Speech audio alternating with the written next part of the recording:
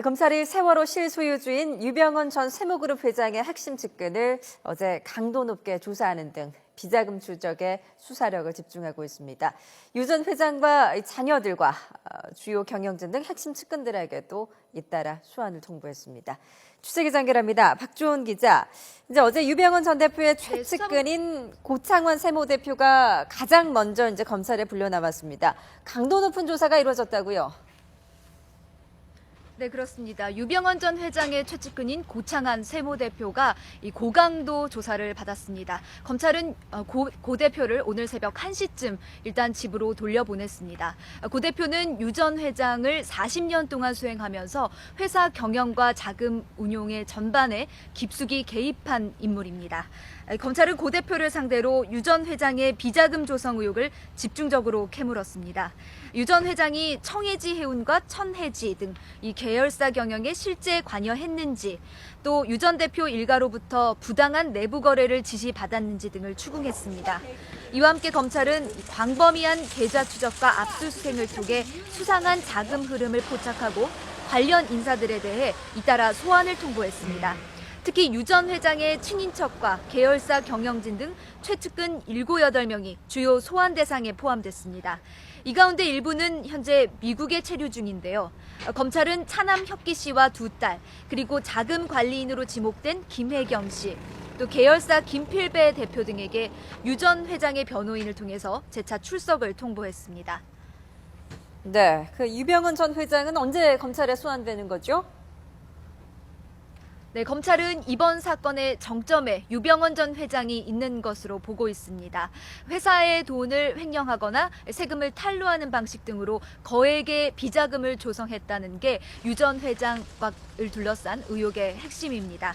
따라서 검찰은 현재 소환을 통보한 최측근들에 대한 조사를 통해서 유 전 회장이 비자금 조성을 직간접적으로 지시한 정황을 포착하는 데 주력하고 있습니다.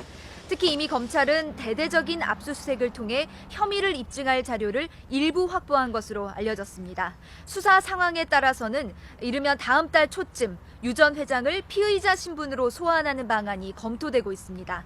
유 전 회장의 변호인도 이 YTN과의 통화에서 검찰이 소환을 통보하면 유 전 회장이 곧바로 출두해서 사실관계를 소명하겠다고 밝혔습니다. 네, 검찰 수사가 빠르게 진행되고 있는데요. 유 전 회장의 이제 차명 재산 추적은 어떻게 이루어지고 있습니까? 네, 유 전 회장의 숨겨진 재산은 최소 2천억 원에서 3천억 원에 이를 것으로 추정되고 있습니다.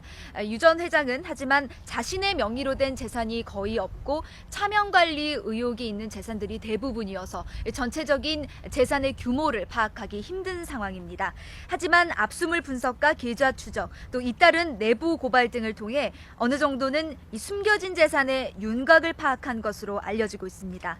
먼저 파악된 것은 이 사진 작가로 변신한 유 전 회장의 작품을 계열사들이 사들인 부분입니다.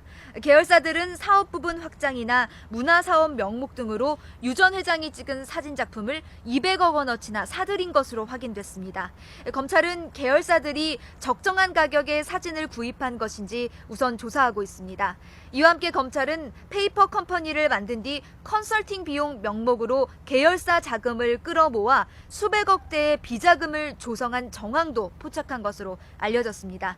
지금까지 확인된 페이퍼 컴퍼니는 붉은머리 오목눈이와 SL플러스, 키솔루션 등 3개의 회사인데요. 검찰은 이 회사들이 실제로는 하는 일이 없는 서류상의 회사로 보고 있습니다. 핵심 계열사들은 이런 업체에 7, 8년 동안 200억 원이 넘는 돈을 지급한 것으로 전해졌습니다. 대부분 계열사들은 이 비용을 고문료나 컨설팅 비용으로 처리해놨지만 실제 컨설팅은 이뤄지지 않은 것으로 의심되고 있습니다. 검찰은 이들 비자금의 이동 경로, 또 사용처도 면밀히 추적하고 있습니다. 조성된 비자금이 유 전 회장이 실질적으로 지배하는 영농조합으로 유입돼 전국 각지에서 부동산을 매입한 단서도 잡았습니다.